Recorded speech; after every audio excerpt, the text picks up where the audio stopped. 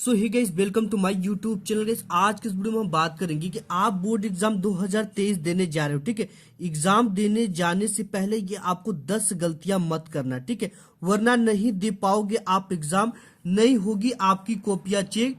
Board परीक्षा से पहले जरूर देख ले, वरना आप बाद में बहुत ज्यादा पछताओगे। ठीक है, तो देखो आपको करना क्या है।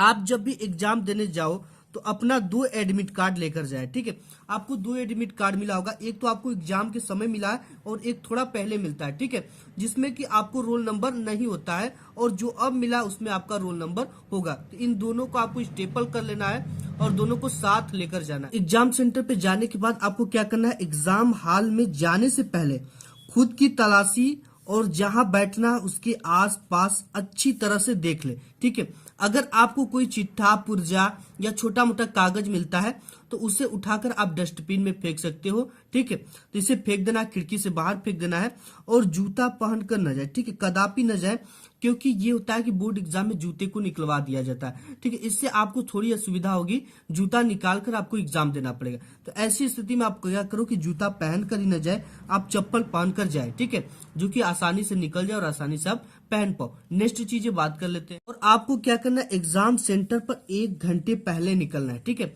ऐसे में होता क्या है कि आप जब जाओगे, ठीक है, आपको जाने में भी आधे घंटे का समय लगेगा, क्योंकि सेंटर जब भी बनता है तो 12 किलोमीटर के अंतराल पे ही बनता है।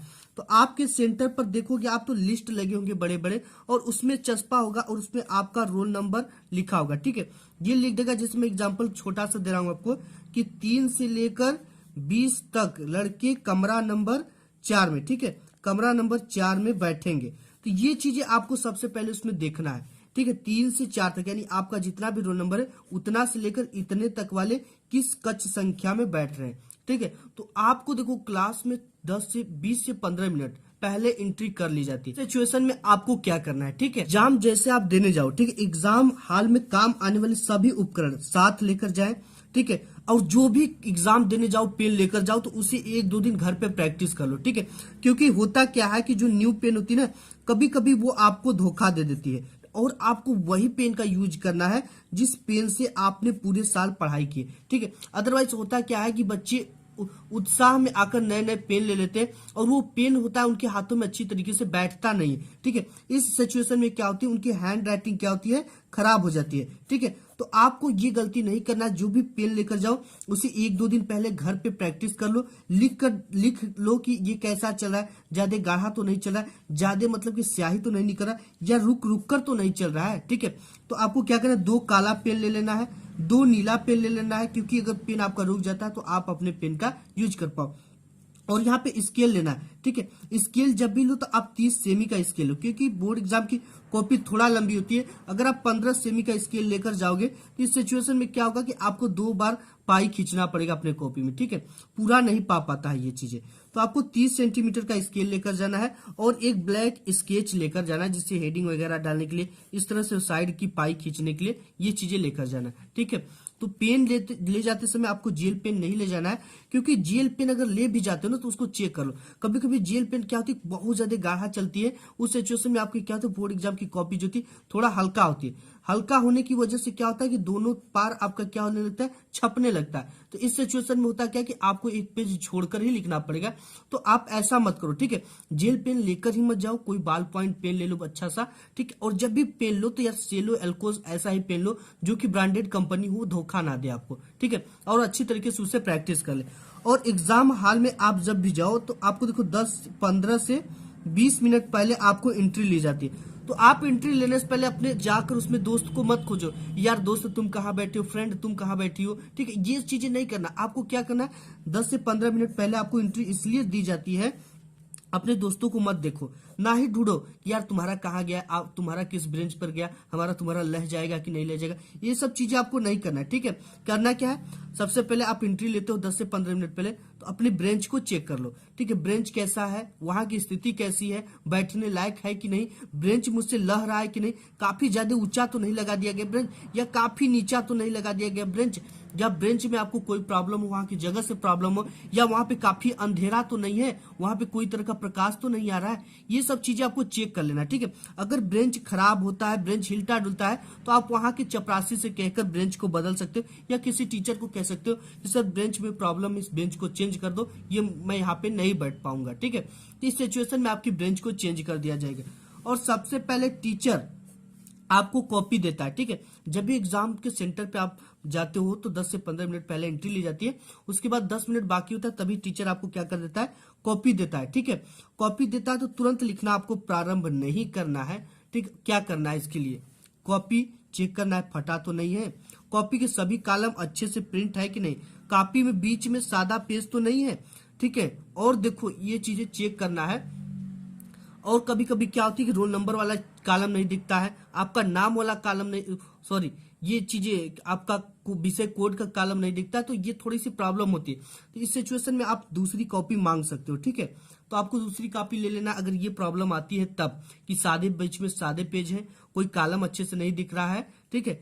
और इसके बाद बेल लगती है जब आपका 3 घंटे 15 मिनट का पूरा समय आपको मिलता है, तो देखो बेल लगती है, कॉपी मिलता है, इसके बाद 10 मिनट पहले कॉपी दी जाती है, फिर आपको पूरे पेपर का समय वाला बेल लग जाता है, तो आपको तुरंत टीचर क्या करते हैं, पेपर देते हैं, ठीक है। पेपर बंटना स्टार्ट हो जाता है, और आप पेपर लेकर तुरंत स्टार्ट मत कर दो उसका लिखना, क्या करना, पेपर में देख ले कि सभी क्वेश्चन अच्छे से दिख रहे हैं कि नहीं दिख रहे हैं, ठीक है। पेपर में कोई प्रॉब्लम तो नहीं है, पेपर फटा उटा तो नहीं है ज्यादा, ठीक। इन सब चीजों का ध्यान देना है। और नेक्स्ट आपका जो पेपर होता है ना, वो 3 घंटे 15 मिनट का समय होता है, जिसमें से 15 मिनट पूरा का पूरा पेपर को पढ़ने के लिए निर्धारित होता है। आप ये गलती मत करो कि सीधा हल करना शुरू करो, ये सोचो कि हमारी ये 15 मिनट बच जाएगी, नहीं।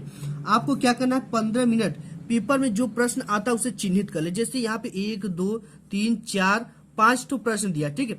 तो आप चिन्हित करो कि मुझे दूसरा आ रहा है, चौथा बिल्कुल परफेक्ट आ रहा है, इसके बाद जो आ रहा है उसको चिन्हित कर लो, चिन्हित करने के बाद ही लिखो। देखो होता क्या है, कभी कभी जैसे यहाँ पे आपके बोर्ड एग्जाम में कोई क्वेश्चन आ जाएगा कि राजा राम मोहन राय कौन थे, ठीक है। राजा राम मोहन राय कौन थे, और ये क्वेश्चन आ गया। और दूसरी क्वेश्चन है कि गांधी जी द्वारा चलाए गए सभी आंदोलनों को लिखिए।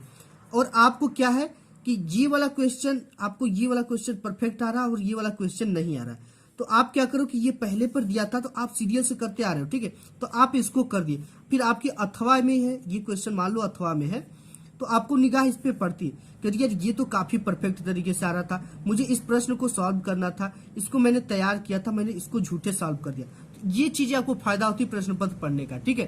तो आपको ये गलती नहीं करना है। और इसी बीच आपको टीचर आ जाते हैं अटेंडेंस लेने के लिए, ठीक है। तो आपको क्या करना है, पूरा का पूरा ध्यान उसी पर दे देना है, ठीक। अटेंडेंस देना काफी जरूरी होता है, और अटेंडेंस और एक रजिस्टर मिलेगा जिसमें आपको हस्ताक्षर बनाना पड़ेगा, ठीक है। तो यहाँ पे अपना आप अटेंडेंस जरूर दे, ठीक है। पूरा ध्यान उसी पर देना है, अगर अटेंडेंस छूटता है तो आपको बाद में प्रॉब्लम हो जाएगी। और एग्जाम के बीच में ही बैच आता है, जो कि बैच आप जानते हो कि चेक करने की, नकल को रोकने के लिए आता है। तो उस सिचुएशन में आपको क्या करना है, ठीक है, आपको ध्यान उस पर बिल्कुल बैच पे मत देना, अपना प्रश्न सॉल्व करना, ठीक। जो प्रश्न आता है उसी का प्रश्नोत्तर संख्या डाल दो और उसका लिखना स्टार्ट कर दो। और जब भी ब्रेंच आते तो उसको ध्यान से मत देखो, ना ही उसको देखो, ना ही किसी में ताका झाकी करो, ठीक है। ये सब चीजें आपको प्रश्न में नहीं करना है बैच के आते समय, और अपने क्वेश्चन को हल करना है।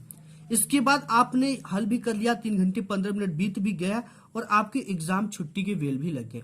अब एग्जाम देने के बाद आपको क्या करना है, एग्जाम देने के बाद आपको देखो बिल्कुल नहीं ये कि अरे यार मैंने एक जग जीत लिया, आज इसका पेपर दे दिया, बिल्कुल खाली हो गए, अब पढ़ना नहीं पड़ेगा, अब बिल्कुल हड़बड़ा हड़बड़ा कर आप निकल रहे हो, खूब उत्साह में निकल रहे हो, ठीक है। इस सिचुएशन में आपको हो सकती है कि चोट लग जाए, या किसी लड़के से आप लड़ जाओ, ठीक है, किसी टीचर से लड़ जाओ, या कहीं चोट लग गई, बेंच से टकरा जाओ, तो आपको नुकसान हो सकता है, ठीक है। आप आराम से निकलो, आओ और अपना देख लो कि पेन उन लिए हो कि नहीं। पता चला कि आपने 4 पेन लेकर आया और घर जा रहे हो तो केवल आपके पास 2 पेन ही बचा है, ठीक है। और आपका पता चला कि ये जो आपका एडमिट कार्ड होता है, एडमिट कार्ड बेंच पर ही रह गया, और आप बिना एडमिट कार्ड के ही घर चले गए, और दूसरे दिन परीक्षा से भी आपको डांट खाना पड़ा, ठीक है। ये एडमिट कार्ड तो फिर से निकल जाएगा, लेकिन इस सिचुएशन में आपको थोड़ी परेशानी का सामना करना पड़ेगा। और आपका जितना भी पेन लाए हो सब है कि नहीं, ज्योमेट्री बॉक्स में जो चीजें हैं वो है कि नहीं, स्केल तो नहीं छूट गया आपका, इन सब चीजों का ध्यान देना, ठीक। एग्जाम के बाद बिल्कुल उत्साह नहीं होना, घर ही जाना, आराम से जाना है, बिल्कुल लड़ना भिड़ना नहीं है। अगर बाइक से जा रहे हो तो बाइक कंट्रोल में होना चाहिए, ठीक है, 40-50 से ऊपर नहीं होना चाहिए। तो ये सब चीजों का आपको ध्यान देना है, ठीक है, नहीं तो आपको प्रॉब्लम आ सकती है। तो आज की इस वीडियो में बस इतना ही, मिलूंगा एक नेक्स्ट वीडियो में, तब तक के लिए धन्यवाद।